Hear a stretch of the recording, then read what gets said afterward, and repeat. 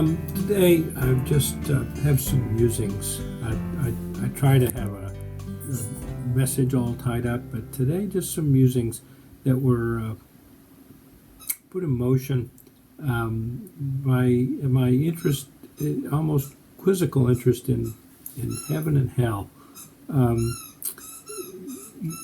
Starting with one of my favorite sort of anecdotes about this. It's a little bit not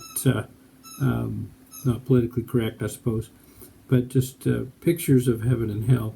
So in heaven, the Italians would be the cooks, the Germans would be the mechanics, the Swiss are the accountants, the English are the police, and the French are the lovers. Hell is where the English are the cooks, the Germans are the police, the French the mechanics, the Italians the accountants, and the Swiss are the lovers. So given this notion of what a human creation human and hell are, it's many people, certainly religious Americans, many religious Americans, adamantly insist on the reality of heaven and hell,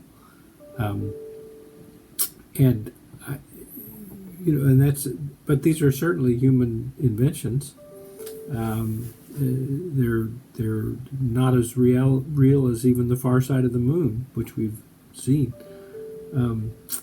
As I came to know them as a child, heaven and hell serve really as props for those who judge the fitness of other human beings, and this would require the presumption to read the mind of the Almighty. Reading about these things, one encounters, at least I should say I encounter, the words of some interesting 20th century theologians, not least among them Reinhold Neibuhr, who I try to read. I'm not a great reader of philosophy. I just don't seem to have the brain power. But what a wonderful writer and thinker he was, and I think such an influential Christian person. But he's the author of what's currently my favorite quote: "Man's capacity for justice makes democracy possible, but man's inclination to injustice makes democracy necessary." That's a home run. But Reinhold Neibuhr would certainly have rejoiced at one definition of a fanatic. According to, I love this story. According to the Irish bartender created by Finlay Peter Dunne, a fanatic, quote, does what he thinks the Lord would do if he only knew the facts of the case. But Niebuhr pointed out that there's no greater human presumption than to read the mind of the Almighty, and no more dangerous individual than the one who's convinced himself that he's executing the Almighty's will. And in speaking of democracy as he knew it, he said that a democracy cannot, of course, engage in an explicit preventive war, and he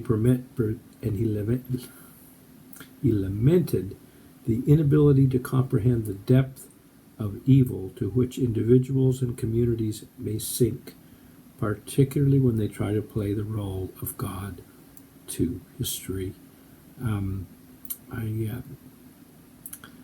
So I present to you on this Monday morning just some musings about the notions of heaven and hell, which I think are distinctly human creations, and which exist for various reasons, but none of them seem to me to be particularly conducive to a better life or better living between human beings, and about which I think we'd be better off without.